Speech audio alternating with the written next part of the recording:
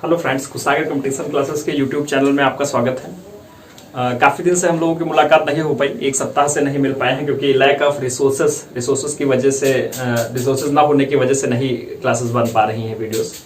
चलिए ठीक है, आज हम लोग आपको एक बहुत महत्वपूर्ण टॉपिक पढ़ाएंगे, पंचायती राज। ये टॉपिक इसलिए मैंने चूज किया है क्योंकि आपको पता है हाल ही में लेखपाल की वैकेंसीज अनाउंस्ड हुई हैं, 5200 वैकेंसीज हैं जो कि यूपी SSSC के पास अधियाचन के लिए जा चुकी हैं और बहुत जल्दी ही उस पर यूपी SSSC निर्णय लेने वाला है। आप समझिए कि जैसे ही लॉकडाउन ओपन होता है वो वैकेंसीज आ जाएंगी। अभी लेखपाल के सिलेबस के बारे में भी आपको पता है, उसमें 25 नंबर का मैथ्स आता है, 25 नंबर का हिंदी आती है और 50 का जीएस आता है। और जो 50 का जीएस आता है उसमें 25 नंबर का ग्रामीण भारत रहता है और उस ग्रामीण भारत का जो सबसे महत्वपूर्ण हिस्सा है वो है पंचायती राज। इसलिए इस पंचायती राज को हमें बहुत अच्छे से पढ़ना है और समझना है। चलिए, इस सबको बताने से पहले हमें पता है कि आप लोग काफी फ्रस्ट्रेट हैं, सब लोग फ्रस्ट्रेट हैं एक्चुअली, आप और हम और सब लोग। लेकिन बेसिकली ये हम लोगों को समझना है कि जब कुछ भी बहुत ज्यादा नकारात्मक होता है तो हमेशा उससे कुछ बड़ा सा पॉजिटिव निकलने की गुंजाइश होती है। इसके लिए मैं आपको एक बहुत छोटी सी बात बताना चाहता हूँ। एक समय था 1765 ईस्वी के आसपास का, जो उस समय पूरे विश्व में एक प्लेग नामक महामारी फैली थी, बहुत बड़ी महामारी थी। कुछ ऐसे देश थे जहां पर 1/4 जनसंख्या साफ हो गई थी। उसमें जैसे लंदन था, ब्रिटेन का एक शहर था लंदन, इंग्लैंड का शहर, उसमें 1/4 जनसंख्या साफ हो गई थी। लेकिन उसी का एक सकारात्मक पक्ष भी था। उस समय भी यही एक उसका भी ऑप्शन था जो इस समय ऑप्शन है लॉकडाउन, उस समय भी यही ऑप्शन था लॉकडाउन, है ना। उसी का एक सकारात्मक पक्ष ये था कि उसी समय बहुत बड़ी बड़ी इन्वेंशंस हुए। जैसे न्यूटन ने, आपको पता होगा कि अर्ली ग्रेविटी का सिद्धांत उसी समय दिया। कैलकुलस की स्टार्टिंग न्यूटन ने उसी समय की, जो कैलकुलस की स्टार्टिंग है, और ऑप्टिक्स की भी शुरुआत उसी समय हुई। इसका मतलब यह है कि हमेशा आप निगेटिव से पॉजिटिव कुछ कर सकते हैं। इस समय बस जरूरत है कि अपने समय को यूटिलाइज करने की और घर पर रहकर बहुत ज्यादा मेहनत करने की, परिश्रम करने की और अपने अंदर से अपने आप को पहचानने की। ठीक है, चलिए, आप लोग हमें सिर्फ हम इसीलिए ये सब आपको बता रहे हैं जिससे कि आप लोग पॉजिटिविटी में आए और आप इस टाइम को यूटिलाइज करें और कुछ अच्छा करने का प्रयास करें। ठीक है, चलिए हम लोग स्टार्ट करते हैं, आगे बढ़ते हैं और आगे बढ़ के पंचायती राज सिस्टम की बात करते हैं। पंचायती राज प्रणाली हमने लिख दिया है, ऊपर टॉपिक आपको दिख रहा होगा, पंचायती राज प्रणाली, पंचायती राज सिस्टम। बहुत महत्वपूर्ण टॉपिक है, बहुत ज्यादा महत्वपूर्ण है। लेखपाल के दृष्टिकोण से आप समझिए कि जो क्लास होगा इसमें कम से कम 2 क्वेश्चन और अधिक से अधिक 5 क्वेश्चन आपको मिलेंगे इस टॉपिक से, है ना। तो 5 क्वेश्चन आपको मिल सकते हैं और खाली लेखपाल नहीं, बाकी सारे एग्जाम्स में आता ही आता है ना। कोई भी आप एग्जाम देंगे, चाहे यूपी PSC का दे, यूपी SSSC का दे, या कोई भी एग्जाम दे, पंचायती राज सिस्टम कहीं से भी छूटा हुआ नहीं है। और सुपर टेट में भी पंचायती राज सिस्टम इंपॉर्टेंट है, इसलिए हर एग्जाम्स के लिए पंचायती राज प्रणाली बहुत महत्वपूर्ण है। चलिए हम बात करते हैं पंचायती राज प्रणाली की शुरुआत की, इनिशियल कहां से शुरुआत हुई। देखिए, पंचायती राज प्रणाली की शुरुआत तो सबसे पहले, अगर आप मिडिवल हिस्ट्री पढ़ेंगे या मॉडर्न हिस्ट्री की शुरुआत पढ़ेंगे, मॉडर्न हिस्ट्री में, तो लॉर्ड मेयो ने पंचायती राज प्रणाली के बारे में थोड़ा सा काम किया था। उन्होंने शुरुआत की थी, स्थानीय स्वशासन की शुरुआत की थी। पंचायती राज की नहीं बात करेंगे हम, बेसिकली पंचायती राज और कुछ है नहीं, स्थानीय स्वशासन है ना। पंचायती राज का जो उद्देश्य है वो स्थानीय स्वशासन है और इसकी सबसे पहले शुरुआत थोड़ा बहुत लॉर्ड मेयो ने की थी। लॉर्ड मेयो के बारे में आपको पता होगा, इनसे क्वेश्चंस बनते हैं। लॉर्ड मेयो से एक बहुत महत्वपूर्ण क्वेश्चन बनता है कि सबसे पहली जो हमारी जनगणना हुई थी वो इन्हीं के समय हुई थी, है ना। 1872 में सबसे पहली हमारी जो जनगणना हुई थी वो लॉर्ड मेयो के समय हुई थी। तो इन्होंने थोड़ा बहुत पंचायती राज से संबंधित भी काम किया, लेकिन पंचायती राज में जो बड़ा काम किया, स्थानीय स्वशासन में जो सबसे पहले बड़ा काम किया किसी ने, स्थानीय स्वशासन में किसी ने जो सबसे बड़ा काम किया है भैया, वो है लॉर्ड रिपन। याद रखिएगा, बहुत महत्वपूर्ण है, लॉर्ड रिपन। इन्होंने स्थानीय स्वशासन में बहुत बड़ा काम किया। बड़ा काम क्या किया ये तो आपको जानना ही पड़ेगा। कुछ बड़ा काम अगर इन्होंने किया है, इन्होंने 1882 में उपखंड और जिला बोर्ड का गठन किया था। उपखंडों का और जिला बोर्ड का गठन किया था, मतलब ये नीचे लेवल पर सत्ता को ले जाना चाहते थे इन्होंने। 1882 में इन्होंने उपखंडों का और जिला बोर्ड का गठन किया, जिला बोर्ड का गठन किया। अब ध्यान से समझिएगा इसका मकसद क्या है। उपखंड और जिला बोर्ड गठित करने का मतलब था कि सत्ता को नीचे तक ले जाना, है ना। और इसे ही तो स्थानीय स्वशासन कहते हैं। स्वशासन मतलब होता है अपने हाथों में शासन आना, मतलब नीचे तक शासन का पहुंचना, है ना। और यही पंचायती राज का उद्देश्य है। इसीलिए इनको पंचायती राज प्रणाली या स्थानीय स्वशासन का मैग्ना कार्टा कहते हैं। क्वेश्चन पूछा जाएगा कि स्थानीय स्वशासन का मैग्ना कार्टा, स्थानीय स्वशासन का मैग्ना कार्टा मैग्ना कार्टा किसे कहते हैं या जनक किसे कहते हैं? स्थानीय स्वशासन का मैग्ना कार्टा या स्थानीय स्वशासन का जनक किसे कहते हैं? तो आपका आंसर होगा लॉर्ड रिपन। मैंने बताया क्यों कहते हैं, अब आप लोग याद रखेंगे क्योंकि इन्होंने सत्ता को थोड़ा नीचे तक ले जाने का प्रयास किया। इन्होंने कुछ अपने प्रयास किए, जैसे इन्होंने उपखंड बनाए, जिला बोर्डों का गठन किया, जिससे कि सत्ता थोड़ा नीचे तक पहुंच पाई है ना। इसलिए स्थानीय स्वशासन का जनक इनको कहते हैं और स्थानीय स्वशासन का मैग्ना कार्टा भी कहते हैं। इस चीज को याद रखिएगा, महत्वपूर्ण पॉइंट है। ठीक है, अब इन्हीं के बारे में एक शब्द और आपने सुना है, कई बार एग्जाम से पूछा था, अक्सर पूछा जाने वाला क्वेश्चन है, बहुत ध्यान से समझिएगा। एक और क्वेश्चन ये है कि जो बार बार पूछा जाता है कि भारत का उद्धारक की संज्ञा इनको दी है, इनको भारत के उद्धारक की संज्ञा भी दी गई है। तो ये भी क्वेश्चन पूछा जाता है कभी कभी कि भारत के उद्धारक की संज्ञा किसको दी गई है? वो भी लॉर्ड रिपन है ना। किसको दी गई है? लॉर्ड रिपन को दी गई है। तो स्थानीय स्वशासन का जनक भी लॉर्ड रिपन है। ठीक है, तो ऐसा शुरू होता है और उसके बाद फिर धीरे धीरे विकास होता रहता है और कई सारी चीजें जुड़ती हैं। बात आती है, फिर हम बात करते हैं संवैधानिक इतिहास की। जब संविधान हमारा बनने वाला था तो संविधान में लोकतांत्रिक विकेंद्रीकरण या स्थानीय स्वशासन के जो प्रबल पक्षधर थे वो थे गांधी जी, महात्मा गांधी। महात्मा गांधी स्थानीय स्वशासन के प्रबल पक्षधर थे, है ना। और वो तो आपको पता है कि कुछ ऐसी परिस्थितियां थी कि महात्मा गांधी की 1948 में मृत्यु हो गई, इसीलिए इस स्थानीय स्वशासन या पंचायतों को हमारे संविधान में संवैधानिक दर्जा नहीं दिया जा सका। लेकिन इसको एक जगह जरूर हमारे संविधान में फिर भी लिखा गया था और वो था अनुच्छेद 40। अनुच्छेद 40 में हमारे ग्राम पंचायतों के बारे में जिक्र किया गया है। अब यहां पे आपको अनुच्छेद 40 जानना जरूरी है कि अनुच्छेद 40 है क्या। मैंने कहा कि संवैधानिक दर्जा नहीं दिया गया और ये भी मैं कह रहा हूं कि अनुच्छेद 40 में इसको लिखा गया। हालांकि ये आप जरूर समझिए कि अगर महात्मा गांधी जी जीवित होते संविधान बनने तक, लागू होने तक, 1949 में बनके कंप्लीट हुआ, तो ये कोई ना कोई एक भाग होता शुरुआत से ही। लेकिन ऐसा नहीं हुआ, दुर्भाग्यवश उनकी डेथ हो गई है ना, उनको मार दिया गया। ठीक है, इसलिए हम इसको मूल भाग में ना रखकर अनुच्छेद 40 में रखा गया, जहां पे ग्राम पंचायतों के गठन की बात की गई है, ग्राम पंचायतों के निर्माण की बात की गई है अनुच्छेद 40 में। अनुच्छेद 40 है क्या? अनुच्छेद 40 है डीपीएसपी, है ना, directive principle of state policy, है ना, राज्य की नीति निर्देशक तत्व। अनुच्छेद 40 क्या है भैया?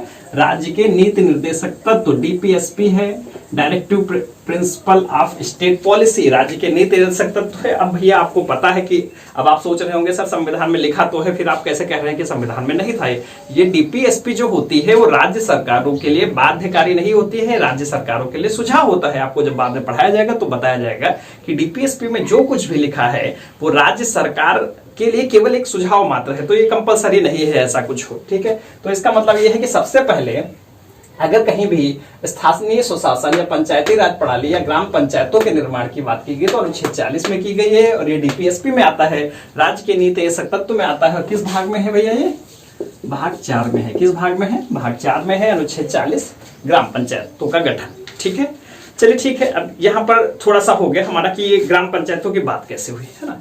अभी ध्यान से समझिएगा, ग्राम पंचायतों के गठन की बात हुई, लेकिन मैंने कहा कि राज्यों का नीति निर्देशक तत्व है, कोई राज्य चाहे तो करे, ना चाहे तो ना करे। तो किसी ने नहीं किया शुरुआत तक। शुरुआत कहां से हुई? इसकी जो राज्यों के गठन की शुरुआत हुई है भैया, वो 2 अक्टूबर को हुई। हमारा संविधान लागू हुआ 1949 को, लेकिन राज्यों के गठन, जो ग्राम पंचायतों के गठन की बात है, वो 2 अक्टूबर को शुरू हुई। 2 अक्टूबर 1959 को। कब शुरू हुई? 2 अक्टूबर 1959 को। मैंने कहा क्योंकि ये कंपलसरी थोड़ी है, कोई राज्य, अगर कोई राज्य चाहे तो लागू कर सकता है, ग्राम पंचायतों का निर्माण कर सकता है, ना चाहे तो ना करे, क्योंकि ग्राम पंचायतों के निर्माण जरूरी है। ग्राम पंचायतों के निर्माण का जो मुख्य उद्देश्य था अभी उसकी हम बात कर रहे हैं। 2 अक्टूबर 1959 को सबसे पहले ग्राम पंचायतों का गठन हुआ और ये सबसे पहले हुआ था राजस्थान के नागौर जिले में, राजस्थान के नागौर जिले में। ठीक है, और उसके बाद फिर हुआ हमारा आंध्र प्रदेश में। कहाँ हुआ? आंध्र प्रदेश में। उसके बाद हमारा ये आंध्र प्रदेश में हुआ। ठीक है, आंध्र प्रदेश में हुआ। क्लियर है? तो 2 अक्टूबर 1959 को सबसे पहले पंचायतों के गठन की बात अगर कहीं हुई, पंचायतों के, ग्राम पंचायतों के निर्माण किया गया, तो राजस्थान में किया गया, राजस्थान के नागौर में किया गया। कई बार क्वेश्चन पूछा गया है। ठीक है, अब आप ये सोच रहे होंगे कि सर जब लिखा था अनुच्छेद 40 में कि ग्राम पंचायतों का गठन करना राज्य का कर्तव्य है, राज्य को करना चाहिए, ग्राम पंचायतों के गठन का मतलब है, बेसिक इसका उद्देश्य जो होता है, ध्यान से समझिएगा, एक वर्ड होता है, पूछा गया है एग्जाम में, ये वर्ड होता है लोकतांत्रिक विकेंद्रीकरण। ये वर्ड है लोकतांत्रिक विकेंद्रीकरण। विकेंद्रीकरण अब भैया लोकतांत्रिक विकेंद्रीकरण का मतलब क्या है? लोकतांत्रिक विकेंद्रीकरण का मतलब है विकेंद्रीकरण का मतलब है सत्ता को एक केंद्र पे न रख के शिफ्ट करना, छोटी छोटी जगह तक ले जाना। इसका मतलब यह है कि सत्ता को सबसे नीचे स्तर तक ले जाना, और सबसे नीचे का स्तर हमारा ग्राम पंचायत होता है। तो लोकतांत्रिक विकेंद्रीकरण का मतलब यही है स्थानीय स्वशासन, और इसका मुख्य उद्देश्य है ग्राम पंचायतों का गठन। क्लियर है? लोकतांत्रिक विकेंद्रीकरण का मुख्य उद्देश्य जो है सत्ता को निचले स्तर तक ले जाना, इसका मतलब है ग्राम पंचायतों का गठन, मतलब स्थानीय स्वशासन। क्लियर है? समझ पा रहे हैं? ठीक है, तो लोकतांत्रिक विकेंद्रीकरण आप समझ पा रहे हैं। ठीक, अब आप सोच रहे हैं कि सर इसमें कोई सिंसियर पहल इसका मतलब नहीं हुई, गठन कर दिया, कुछ राज्यों ने किया और कुछ राज्यों ने नहीं किया। हमने बताया कि इन्होंने शुरुआत की राजस्थान और आंध्र प्रदेश, दो राज्यों ने शुरुआत की। आप ध्यान से समझिएगा, इसके बाद शुरुआत हुई। ऐसा नहीं है जब राजस्थान ने बनाया उससे पहले शुरुआत हुई, उसके पहले समितियां बनाई गई। एक समिति थी, नेहरू जी उस समय प्रधानमंत्री थे, और नेहरू जी भी समाजवादी सिद्धांत के थे और उनको भी समाजवाद में काफी इंटरेस्ट था। मतलब वो भी सत्ता को विकेंद्रित करना चाहते थे, ऐसा नहीं कि वो नहीं चाहते थे। तो नेहरू जी ने एक समिति बनाई थी और उस समिति का नाम था बलवंत राय मेहता समिति।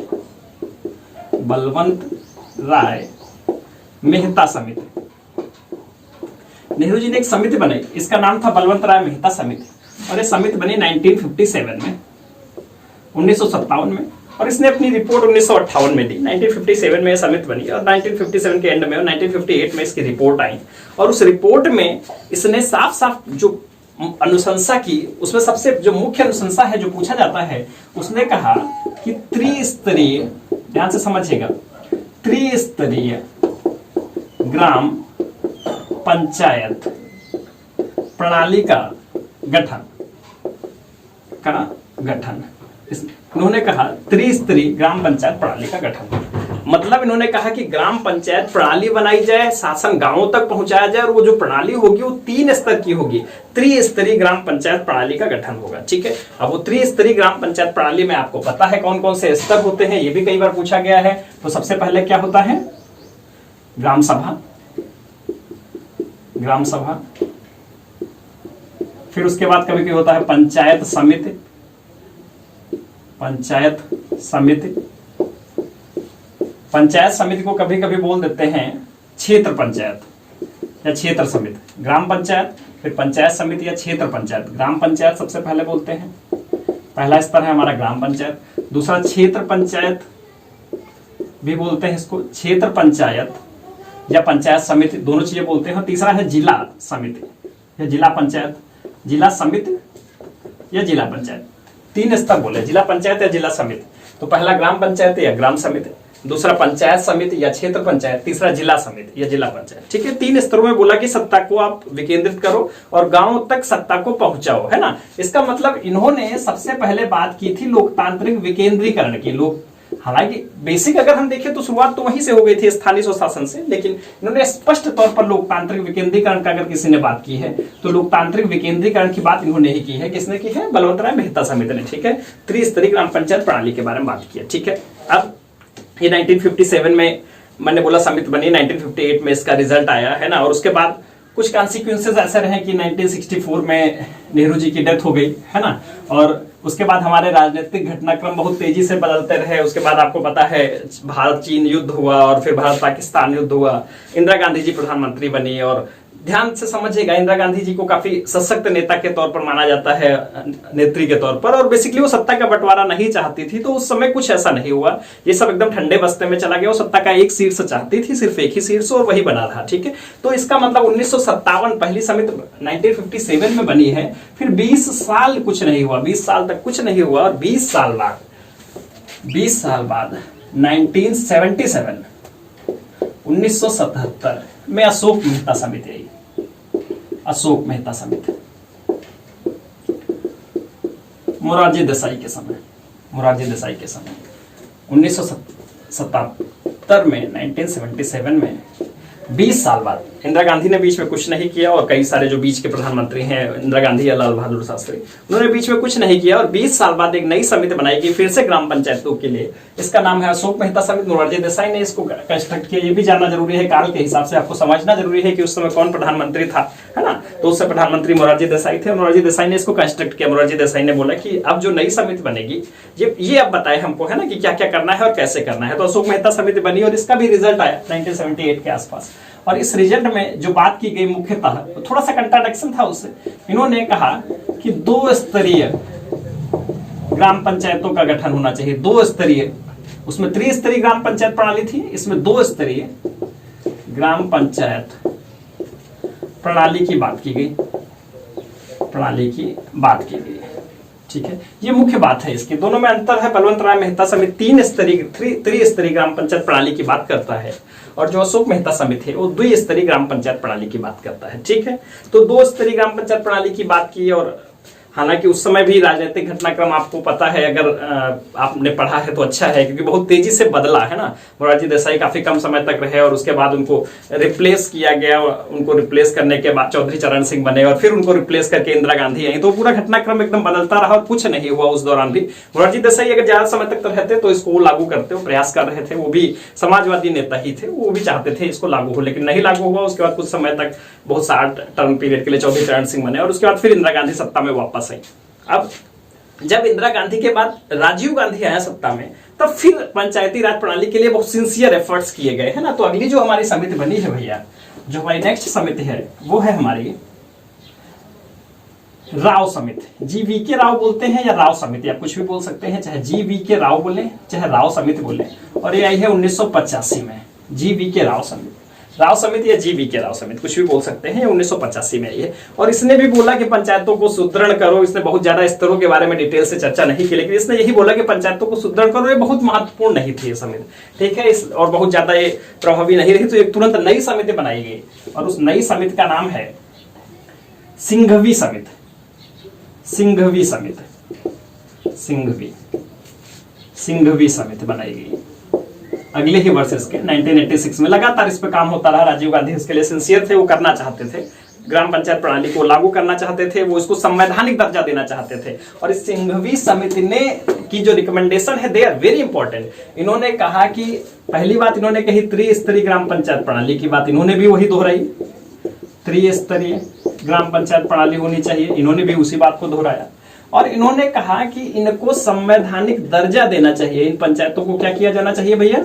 संवैधानिक दर्जा देना चाहिए। इन पंचायतों को क्या करना चाहिए? संवैधानिक दर्जा देना चाहिए। त्रिस्तरीय ग्राम पंचायत प्रणाली की बात की और कहा कि इन जो पंचायत हैं इनको संवैधानिक दर्जा दो, संविधान के अंतर्गत रखो, इनके अधिकार होने चाहिए, है ना। इनकी भी एक पैरेलल गवर्नमेंट होनी चाहिए, एक इनकी सत्ता होनी चाहिए संविधान के अंतर्गत, वो भी, है ना। तो इन्होंने कहा कि सबसे पहले, इसका मतलब ये क्वेश्चन पूछा जाता है कि सबसे पहले ग्राम पंचायतों को संवैधानिक दर्जा देने की मांग किस समिति ने की? तो सिंघवी समिति ने की थी 1986 में। किसने की है? सिंघवी समिति 1986 में, है ना। तो सिंघवी समिति 1986 में बनी और उसने सबसे पहले कहा कि इनको ग्राम पंचायतों को संवैधानिक दर्जा दो। तो इतना आपको ये समझना है कि ग्राम पंचायतों को संवैधानिक दर्जा देने की मांग सबसे पहले सिंघवी समिति ने की। LM सिंघवी बोलते हैं, लक्ष्मीकांत सिंघवी, है ना। सिंघवी समिति ने की, है ना। और कब की?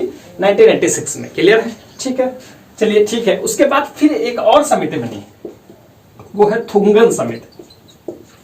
थुंगन समिति उसकी भी बहुत ज्यादा इससे डिफरेंस नहीं थी, वो भी लगभग इसी से मिलता जुलता था, जैसे सिंघवी समिति से मिलती जुलती बातें थी, बहुत ज्यादा डिफरेंस नहीं था। इसके बारे में भी कुछ ज्यादा डिटेल में नहीं जानने की जरूरत है। सबसे ज्यादा डिटेल में आपको अगर 3 समितियां जाननी है, पहला है हमारा सिंघवी समिति 1986, बलवंत राय मेहता समिति, अशोक मेहता समिति और सिंघवी समिति। बलवंत राय मेहता समिति 1957 ये कहती है त्रिस्तरीय ग्राम पंचायत प्रणाली की बात करती है और कहती है लोकतांत्रिक विकेंद्रीकरण होना चाहिए। अशोक मेहता समिति आती है 1977 में। 20 साल क्यों कुछ नहीं हुआ, मैंने अभी आपको जिक्र किया। और उसके बाद 1977 में अशोक मेहता समिति आती है, उसने द्विस्तरीय की बात की। और जो उसके बाद बहुत महत्वपूर्ण समिति है वो हमारी है सिंघवी समिति। जो सिंघवी समिति है 1986 में, इसने सबसे पहले कहा कि ग्राम पंचायतों को संवैधानिक दर्जा दो, ग्राम पंचायतों को संवैधानिक दर्जा दो। ठीक है, समितियां आप समझ पा रहे होंगे। इन तीनों समितियों के बारे में आपको जानना जरूरी है। 5 समितियां कुल मिला के हैं और उसमें 3 ही ज्यादा महत्वपूर्ण है। ठीक है, क्लियर है? अब इसका मतलब हम ये कह सकते हैं कि राजीव गांधी इसके लिए सिंसियर थे और संवैधानिक दर्जा देना चाहते थे। ठीक है, अब आप कह रहे हैं अगर चाहते होते तो क्या वो कानून लाते? सर कानून तो नहीं लाए, कानून तो 1992 में आया, आप लोगों ने ऐसा पढ़ा होगा। भैया ये कानून लेके आए थे, ये 64वां संविधान संशोधन विधेयक, 64वां संविधान संशोधन विधेयक 1989 में लेके आए थे। 64वां संविधान संशोधन विधेयक राजीव गांधी लेके आए थे 1987 में, ग्राम पंचायतों को संवैधानिक दर्जा देने के लिए। वो बिल लोकसभा से पास भी हो गया था भैया, वो बिल लोकसभा से पास हो गया था, लेकिन वो बिल राज्यसभा से पास नहीं हो पाया और इसीलिए वो बिल गिर गया। ठीक है, इसका मतलब राजीव गांधी ने प्रयास किया था। हालांकि ये आप कहते हैं कि सर ये हमने पढ़ा नहीं, क्योंकि ये पास नहीं हुआ बिल, इसलिए आपने नहीं पढ़ा। लेकिन हमें यहाँ राजीव गांधी के एफर्ट्स की बात करनी थी, इसलिए मैंने बताया कि उन्होंने प्रयास किया था पंचायत राज प्रणाली के बारे में, वो बिल लेके आए थे। क्लियर है? तो फिर दोबारा फिर हुआ क्या, देखिए ध्यान से समझिएगा। हालांकि बहुत महत्वपूर्ण नहीं है, लेकिन आपको जानना जरूरी है कि पहला प्रयास यही था, 64वां संविधान संशोधन के द्वारा इसको संवैधानिक दर्जा देने की बात की गई थी। अगला जो जब पास हुआ वो था हमारा 73वां संविधान संशोधन। 73वां संविधान संशोधन जो हुआ 1992। अब यहां पे बहुत सारे आप लोगों के दिमाग में चलते हैं, कहीं आप 1993 पढ़ लेते हैं, कहीं 1992 पढ़ लेते हैं और आप कहते हैं सर बहुत कंफ्यूजन है। भैया जो बिल इंट्रोड्यूस हुआ वो 1992 में हुआ, दिसंबर 1992 में बिल इंट्रोड्यूस हुआ लोकसभा राज्यसभा से। दिसंबर 1992 में ही ये बिल पास हुआ था। दिसंबर 1992 में इंट्रोड्यूस हुआ और दिसंबर 1992 में ही ये बिल पास हुआ है। ठीक है, इसका मतलब ये है कि दिसंबर 1992 में ये बिल इंट्रोड्यूस हुआ है, दिसंबर 1992 में ये बिल पास भी, दिसंबर 1992 में ये बिल पास भी हुआ है। ठीक है, अब उसके बाद हमें ये समझना है कि तो फिर 1993 की बात क्यों करते हैं लोग? भैया राष्ट्रपति का जो साइन हुआ वो 1993 में हुआ है। राष्ट्रपति का साइन इस पे जो हुआ है वो 20 अप्रैल 1993 को हुआ। ध्यान से समझिएगा, ये बिल इंट्रोड्यूस हुआ है 1992 में। उस समय प्रधानमंत्री कौन था आपको जानना जरूरी है, नरसिम्हा राव। कौन थे? नरसिम्हा राव। नरसिम्हा राव उस समय प्रधानमंत्री थे। नरसिम्हा राव प्रधानमंत्री थे उस समय, और नरसिम्हा राव के समय ये बिल इंट्रोड्यूस हुआ 73वां संविधान संशोधन विधेयक के रूप में 1992 में। 1992 में ये बिल इंट्रोड्यूस हुआ है, 1992 में ये बिल इंट्रोड्यूस हुआ और उस समय दिसंबर में लोकसभा राज्यसभा से पास हो गया भैया। लेकिन राष्ट्रपति का साइन हुआ है, ध्यान से समझिएगा, राष्ट्रपति का साइन हुआ है 20 अप्रैल 1993 को। राष्ट्रपति ने कब इस पर साइन किया है, कब अनुमोदन दिया है? 20 अप्रैल 1993 को। ठीक है, और 23 को एक गजट में निकाला गया और 24 अप्रैल 1993 से ये पूरे देश में लागू हो गया। 24 अप्रैल 1993 से इसका नोटिफिकेशन निकल गया और ये लागू हो गया। ठीक है, इसका मतलब यह है कि 24 अप्रैल 1993 से लागू हुआ। तो कुछ लोग कहते हैं कि ये जो है 24 अप्रैल 1993 है, लेकिन ये विधेयक 1992 ही है। ध्यान से समझिएगा, 1993 में लागू हुआ है। क्लियर है? इसका मतलब ये है, अब यहाँ पे एक बात आपको जाननी है और समझना है, जो 24 अप्रैल है इंपॉर्टेंट दिन है और अभी हाल ही में जल्दी ही बीता है, इसलिए आपको पता भी होगा। ये पंचायती राज दिवस के रूप में इसको मनाया जाता है। किस दिवस में मनाया जाता है? पंचायती राज दिवस। क्यों मनाया जाता है 24 अप्रैल? आप जान गए, क्योंकि 24 अप्रैल 1993 को जितनी भी ग्राम पंचायतें हैं इनको संवैधानिक दर्जा दिया गया, इसलिए प्रत्येक 24 अप्रैल को अब हम पंचायती राज दिवस के रूप में मनाते हैं। 24 अप्रैल को पंचायती राज दिवस मनाया जाता है। 24 अप्रैल इंपॉर्टेंट डेट है, आपको जरूर ध्यान रखना है।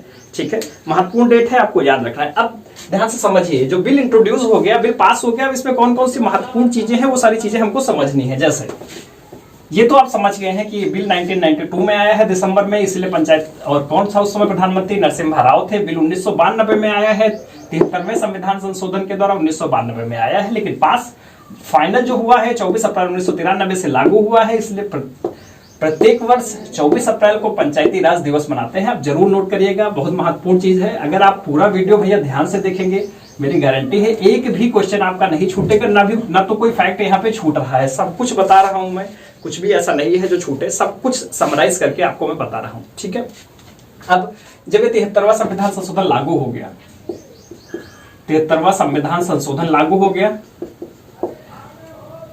73वां संविधान संशोधन लागू हो गया। ठीक है, और लागू होने के बाद ध्यान से समझिएगा क्या क्या प्रमुख बातें की गई। फिर तो संवैधानिक हो गया, तो संविधान में इसको जगह दिए जाना नेसेसरी है। सबसे पहले इसको 73वें संविधान संशोधन को लागू किया गया 1992 में। तो सबसे पहले क्या किया गया, ये हमारा आया है अनुसूची 11 में। किस में आया है? अनुसूची 11।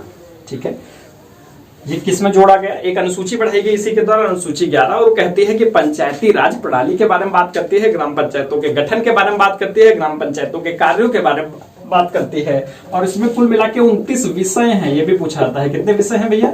29 विषय हैं, 29 विषय हैं, 29 विषय हैं इसमें। ठीक है, क्लियर है? इसमें कुल मिलाकर 29 विषय हैं। ठीक, उसके बाद भाग की अगर बात करें हम, तो किस भाग में जोड़ा गया?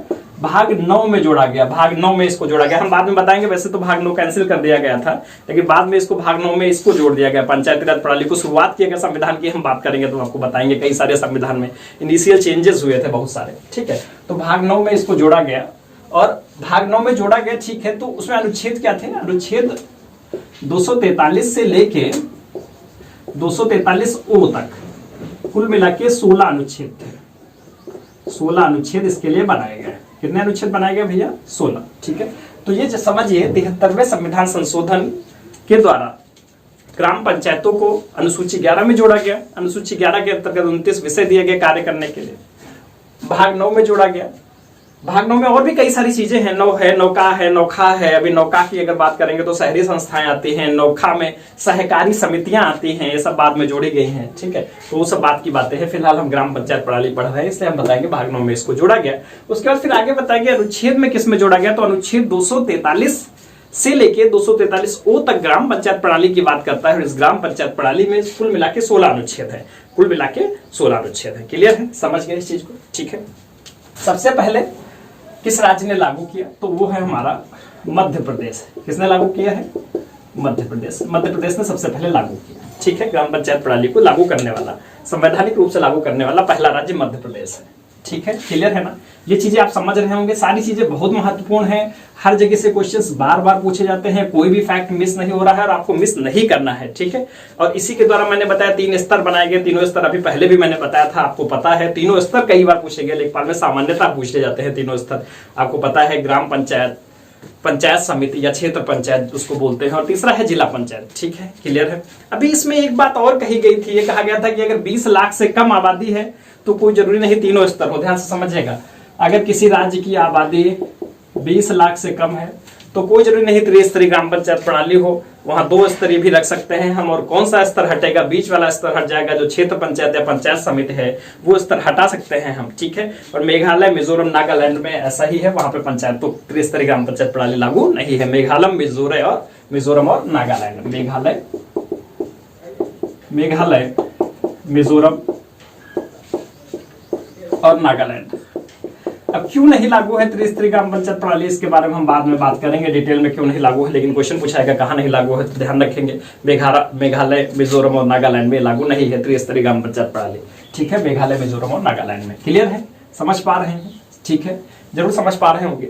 अब हमें आगे बढ़ना है और बहुत सारी और भी चीजें समझना है। सबसे पहले हम बात करेंगे एलिजिबिलिटी की। अभी तक हमने देखा कि ग्राम पंचायत संवैधानिक रूप से अब संवैधानिक दर्जा प्राप्त हो गया, एक पैरेलल गवर्नमेंट है। अब भैया ध्यान से समझिएगा, कभी कभी पूछा जाता है कि जो ग्राम पंचायत के बारे में क्वेश्चन पूछा जाता है, फिर क्षेत्र पंचायत के बारे में पूछा जाता है, फिर जिला पंचायत के बारे में पूछा जाता है। वो तीनों चीजें हमको समझना है। ठीक है, तो सबसे पहले इसमें पूछा जाता है एलिजिबिलिटीज। जैसे सबसे पहले अगर हम ग्राम पंचायत की बात करें या पंचायत समिति की बात करें, ग्राम पंचायत।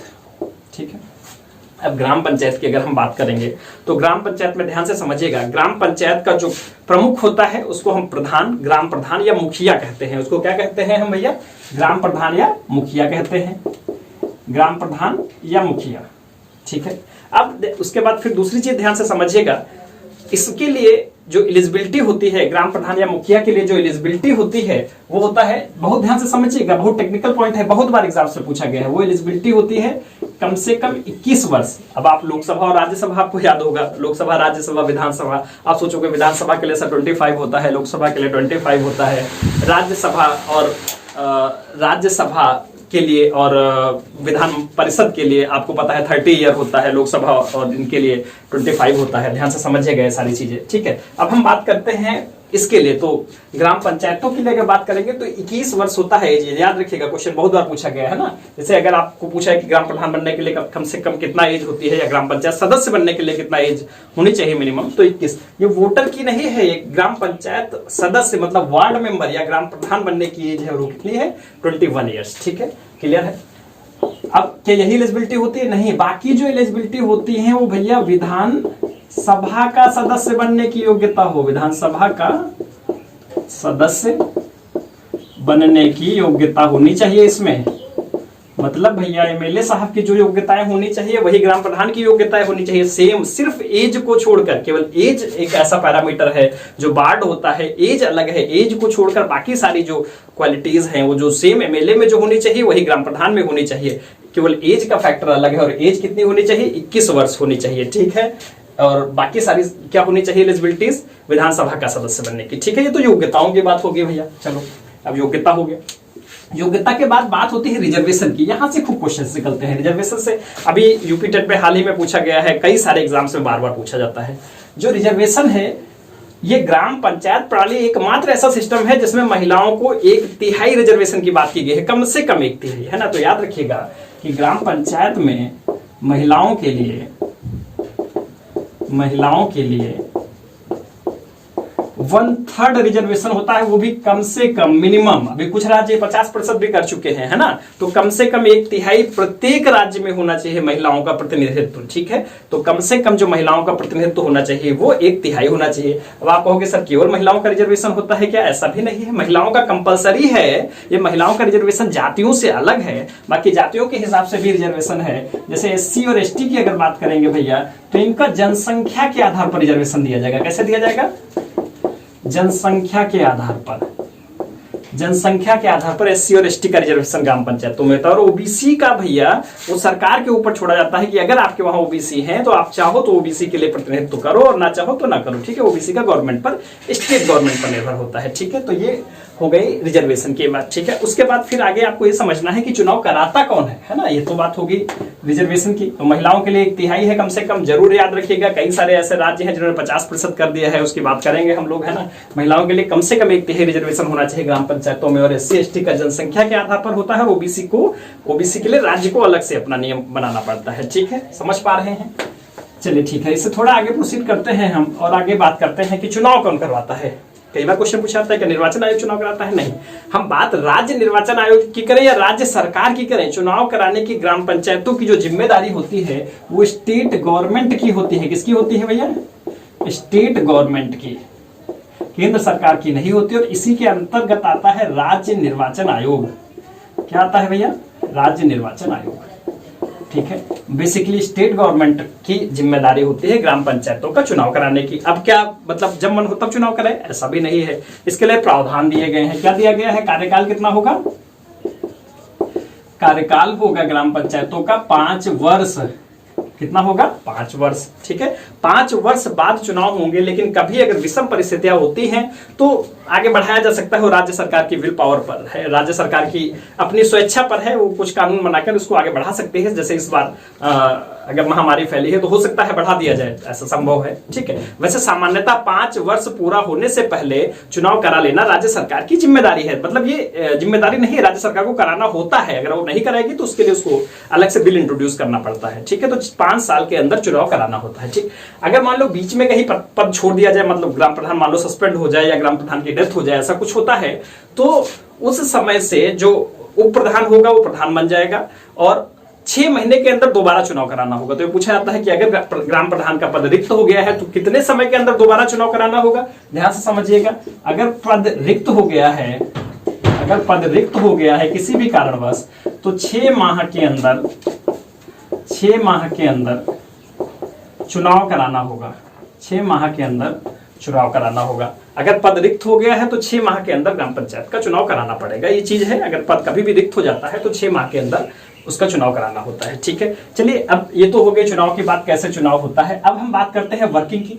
चुनाव एक चीज और है, पिछले एग्जाम से पूछा भी गया था, ध्यान से समझिएगा। पूछा गया था कम से कम और ज्यादा से ज्यादा पूछा गया था कितने सदस्य हो सकते हैं। तो ध्यान से समझिएगा, ग्राम पंचायतों में अधिकतम 15 सदस्य हो सकते हैं, जो 15 वार्ड मेंबर्स जिनको बोलते हैं। तो ग्राम पंचायतों में अधिकतम कितने सदस्य हो सकते हैं, ये भी बहुत महत्वपूर्ण है, लेखपाल में पूछा गया क्वेश्चन है, याद रखिएगा। ग्राम पंचायतों में अधिकतम 15 सदस्य हो सकते हैं, जिनको हम वार्ड मेंबर्स बोलते हैं, वो 15 हो सकते हैं, है ना। हालांकि जिन आबादी पे निर्भर करते हैं, वो 11, अगर 2000 की आबादी है तो 11, 2000 से ज्यादा है तो 15 हो सकता है ना। तो अधिकतम अगर पूछा जाएगा तो कितने हो सकते हैं, 15 सदस्य हो सकते हैं। ये भी आपके लिए जानना बहुत जरूरी है कि अधिकतम कितने सदस्य हो सकते हैं। तो आपका आंसर होगा अधिकतम 15 सदस्य हो सकते हैं। क्लियर है, अधिकतम ग्राम पंचायतों में 15 सदस्य हो सकते हैं। ठीक है, अब हम थोड़ा बात इसकी वर्किंग की भी कर लेंगे, वो भी बहुत महत्वपूर्ण है, ध्यान से समझिएगा। अगर बात करें हम इसके वर्किंग की, तो वर्किंग में जैसे अभी तक आपने संसद पढ़ा है, कम से कम कितने सत्र बुलाने पड़ेंगे। अब आप सोचते होंगे क्या ऐसा कुछ गांव में भी होता है सर? क्या गांव में भी? बिल्कुल, गांव की भी एक सरकार है, उसका भी पूरा ग्राम पंचायत में एक पूरी सरकार होती है, और उसका भी होता है, उसको भी सत्र मतलब बैठकें बुलाना पड़ता है। और किसी एक वर्ष में किसी भी ग्राम प्रधान को कम से कम 4 बार बैठक बुलाना होता है। कितनी बार बुलाना होता है? 4 बार बैठक, जिसको सत्र संसद में बोलते हैं, उसको यहाँ बैठक बोलते हैं। 4 बार बुलाना होता है, कम से कम बुलाना होता है। कम से कम ग्राम प्रधान को 4 बार सत्र बुलाना पड़ता है, कम से कम 4 बार बैठक बुलानी पड़ती है। ठीक है, और अब वो बैठक कंप्लीट क्या मानी जाएगी? क्या ग्राम प्रधान बोल दे कि मैं घर में बैठा हूं और बैठक कंप्लीट है? क्या ऐसा हो सकता है? ऐसा बिल्कुल नहीं हो सकता।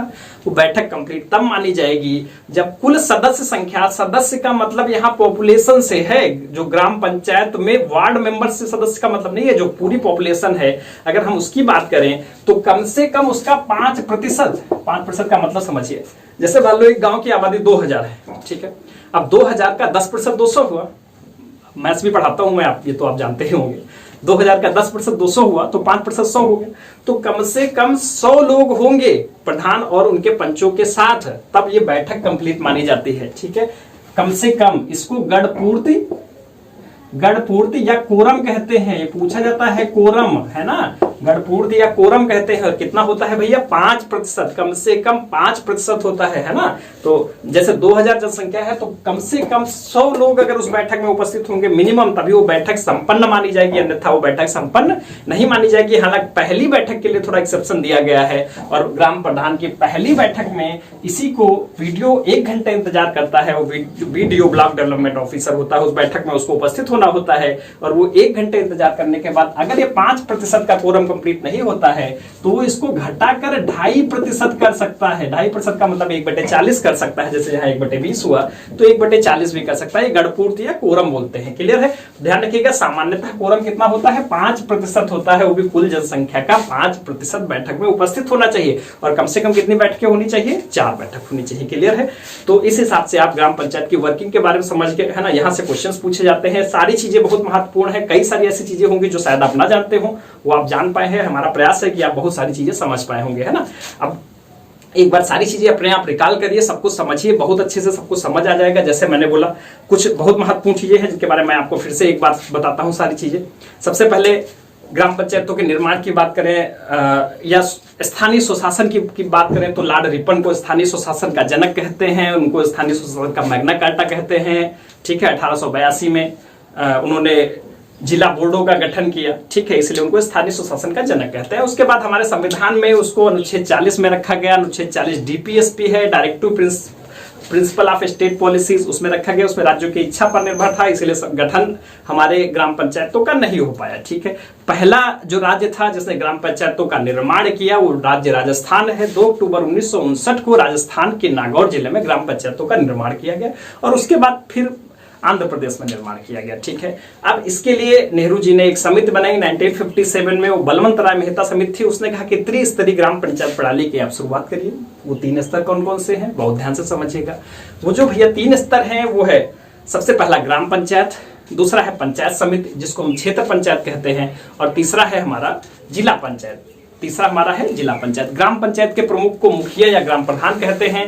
क्षेत्र पंचायत के जो प्रमुख होता है उसको हम ब्लॉक प्रमुख कहते हैं, और जो जिला पंचायत का प्रमुख होता है उसे जिला प्रमुख कहा जाता है, जिला प्रमुख कहा जाता है। ठीक है, उसके बाद हम उससे थोड़ा आगे बढ़ते हैं, और भी समितियां आई, उसके बाद दूसरा अशोक मेहता समिति आई 1977 में। मैंने बोला 20 साल कुछ नहीं हुआ, 1977 में अशोक मेहता समिति आई। उसने दो स्तरीय की बात की। उसने जो पंचायत समिति या क्षेत्र पंचायत था उसको उसने स्किप किया, उसने हटा दिया, बोला क्षेत्र पंचायत को रखने की कोई खास जरूरत नहीं है, इसलिए उसको स्किप कर दिया गया। ठीक है, उससे थोड़ा सा आगे बढ़े और उसके बाद कुछ काम नहीं हो पाया। मैंने बताया कौन कौन से प्रधानमंत्री थे, आपको ये भी याद रखना है सारी चीजें। अगर आप बेसिक पूरा पॉलिटिक्स अगर आपको पता रहता है कौन उस प्रधानमंत्री है, क्या क्या हुआ, कैसे हुआ, तो आप सारी चीजें अच्छे से याद कर पाते हैं। ठीक है, उसके बाद 1985 में राजीव गांधी ने बहुत सिंसियर एफर्ट किया।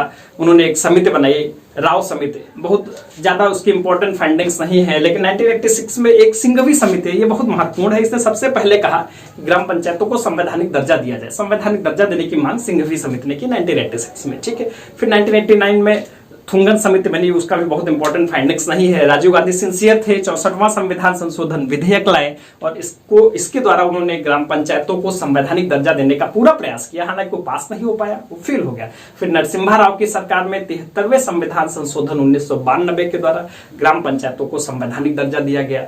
11वीं अनुसूची में जोड़ा गया, भाग 9 में जोड़ा गया, अनुच्छेद 243 से 243 ओ तक रखा गया, कुल मिला के 16 अनुच्छेद रखे गए। ठीक है, ये हो गया हमारा इसका संवैधानिक इतिहास। फिर मैंने बोला कि काम कैसे करते हैं, उसमें कुछ बहुत महत्वपूर्ण क्वेश्चन, जैसे रिजर्वेशन की बात पूछ ली जाती है तो महिलाओं का 1/3 रिजर्वेशन कम से कम होना चाहिए, 50% भी कुछ राज्यों में है, कम से कम 1/3 होना चाहिए। SC ST का रिजर्वेशन जनसंख्या के आधार पर दिया जाएगा। उसके बाद चुनाव लड़ने के लिए योग्यताएं पूछी जाती हैं, तो कम से कम 21 साल की योग्यता होनी चाहिए, ध्यान रखिएगा। और बाकी सारी योग्यताएं कौन कौन सी होती हैं अभी आपको बताया था थोड़ी देर पहले, हालांकि मैं आपसे पूछ तो सकता नहीं हूं और मेरी आदत है मैं रिवर्ट रिप्लाई जरूर पूछता हूं आप लोगों से, इसलिए इतना ज्यादा कंफर्टेबल नहीं होता हूं मैं फोन पे पढ़ाने में। ठीक है, तो मैं कह रहा था कि जो 73वां संविधान संशोधन है उसके द्वारा ये सारी बातें मैंने बताया। उसके बाद मैंने बोला रिजर्वेशन के बारे में, तो SC ST का जनसंख्या के आधार पर होता है। फिर मैंने योग्यताओं की बात की कि विधानसभा का सदस्य बनने की योग्यता होनी चाहिए। ठीक है, उसके बाद फिर मैंने कुछ वर्किंग स्टाइल्स के बारे में बात किया कि कम से कम 4 बैठक बुलानी पड़ते हैं, ग्राम प्रधान को 4 बैठक बुलानी पड़ती है मिनिमम। जैसे संसद में सत्र होते हैं वैसे ग्राम पंचायत में बैठक होती है, और उस बैठक का कोरम पूछा जा सकता है। वो कोरम 5% है और वो कुल जनसंख्या का 5% है। ठीक है, लेकिन पहली बैठक में थोड़ा एक्सेप्शन दिया जाता है, बोल जाता है कि 2.5% पर भी मान लिया जाता है वीडियो के समक्ष, है ना। वीडियो जब वहां होता है तो 2.5% को भी पहली बार वो अप्रूव कर देता है, लेकिन 5% कोरम है। कोरम कितना है? 5% है। ध्यान से समझिएगा सारी चीजों को, हर चीज बहुत ध्यान से समझिए तभी कर पाएंगे। और कम से कम 4 बैठकें बुलाना होता है ग्राम प्रधान को। कार्यकाल 5 वर्ष होता है और अगर पद रिक्त होता है तो 6 माह के अंदर दोबारा चुनाव कराना होता है। कम से कम 15 सदस्य होने चाहिए, बहुत इंपॉर्टेंट फैक्टर है। जितने भी इंपॉर्टेंट क्वेश्चन है मैंने उनको रिवाइज किया है, समराइज किया है। आप लोग बहुत ध्यान से समझिए और पढ़ते रहिए, है ना, मेहनत करिए, इस समय को वेस्ट मत करिए, निराशा अपने अंदर मत लाइए, निराशा से उबरिए और पॉजिटिविटी में आइए, लगातार पढ़ाई करिए, आप बहुत अच्छा कर सकते हैं। ठीक है, चलिए ठीक है, थैंक यू।